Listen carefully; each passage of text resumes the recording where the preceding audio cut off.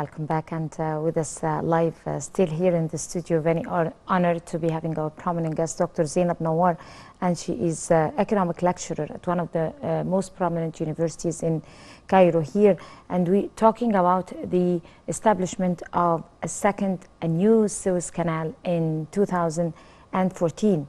Of course, as we were talking about establishing or expanding the number of standard ships and everything. How does the Suez Canal revenue, which is expected to reach about $13 billion in 2023, estimated, of course, a number, how will that affect the Egyptian national income, do you think?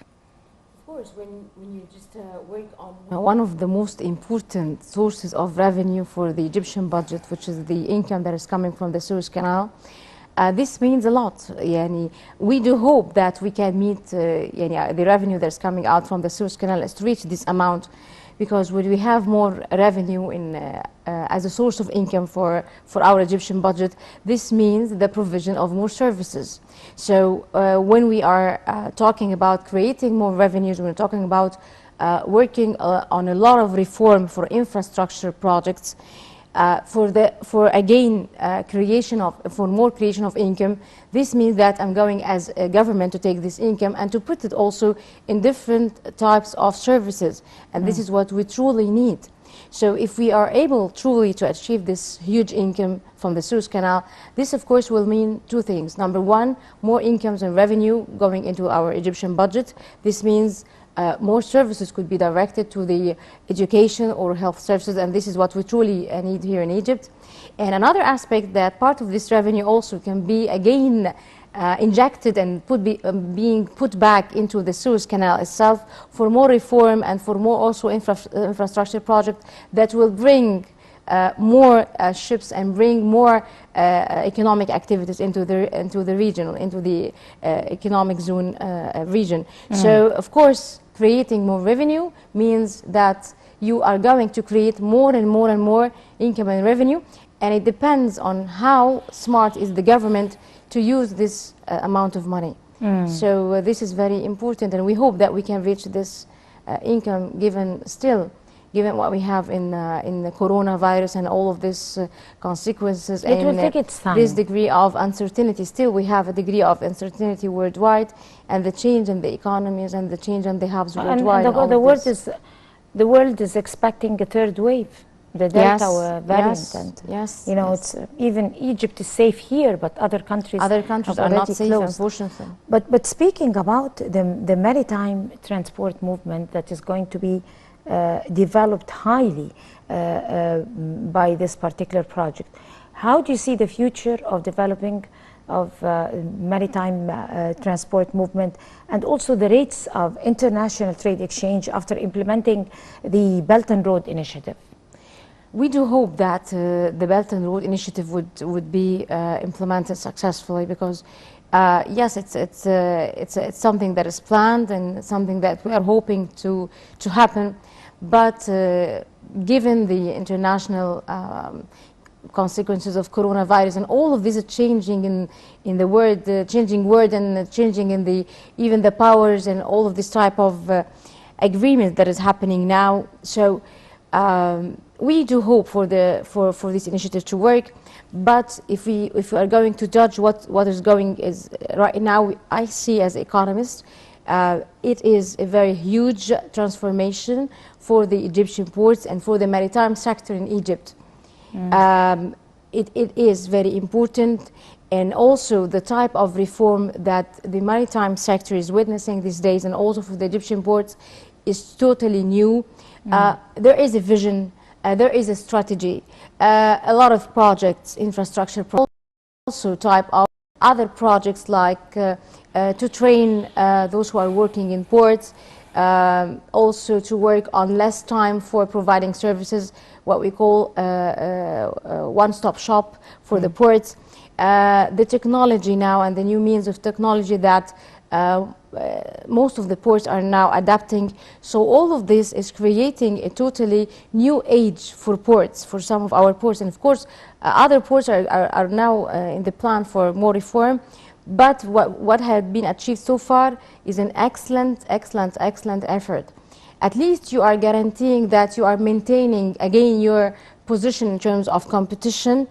If other means or other countries are looking to other projects to compete with the Suez Canal and to compete with the Egyptian port, at least you are working and you are doing your best, and also you are doing huge changes to maintain your position, which is very important. Because if you didn't do these projects, if you didn't do these advancements, this means that the ships and the shipping lines will go to other ports and will go to other waterways, and now for Egypt we will lose part of our revenue. If we are talking about the revenue and the income is going into the budget, the Egyptian budget. So again, what we are doing now is excellent, and we need to continue on this. And also we need to work on the part of provision of services, how you attract more shipping lines, not only just they to pass through the Suez Canal or just to come to the Egyptian ports to get and to put goods and products. No, it's about getting services, getting proper services, ships coming to you to get services in their long way and long distances from a country to another. So this is what will create the edge, and this is what will create the guarantee to get more income and more revenue into our budget. True. Also speaking about the new Suez Canal as a mega project, like all the mega projects that have been done by the Egyptian administration according to the directive of President Sisi, but this one is very special when we talk about it. It is a little bit distinctive compared to other projects. Why? It's very dear to the hearts of Egyptian and to the heart of President El-Sisi, because he thought on one of, it was at a very critical time Egypt was going, and he had the courage to take the decision, because he said in one of the interviews that I was establishing this new mega project to bring all Egyptians together, to form a solid ground of solidarity and unite all Egyptians after they were dissected by that particular dark phase that Egypt was going through. By having to share in this project and buying some shares. It was an epic of solidarity that is unprecedented, and you can never imagine it unless you feel it and you participate in it yourself. We Egyptians have seen it.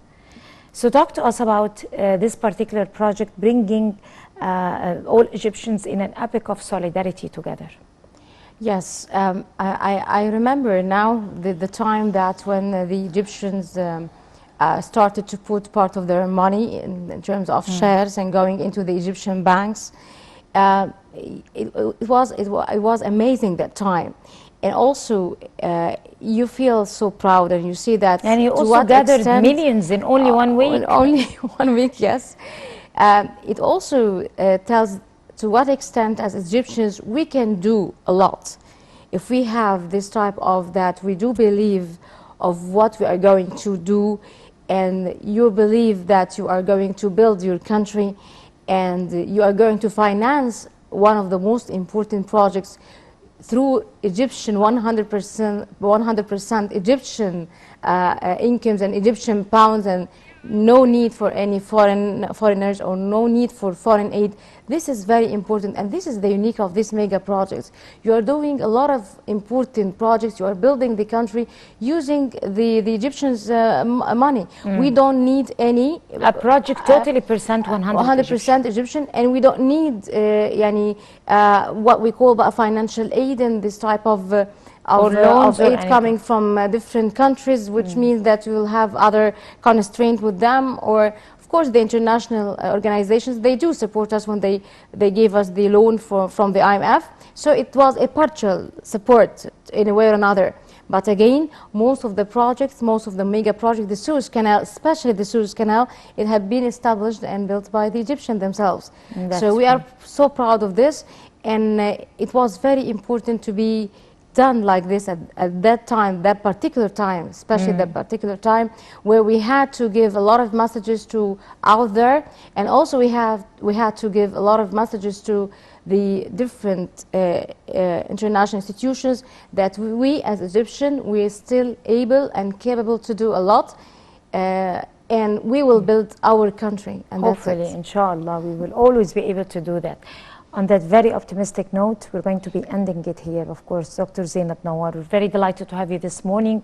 You are an economic lecturer at one of the prominent universities in Cairo. Thank you so much. You have a beautiful day. Thank you. And we're going to go to a short break and we'll come to continue the breakfast show, so stay with us.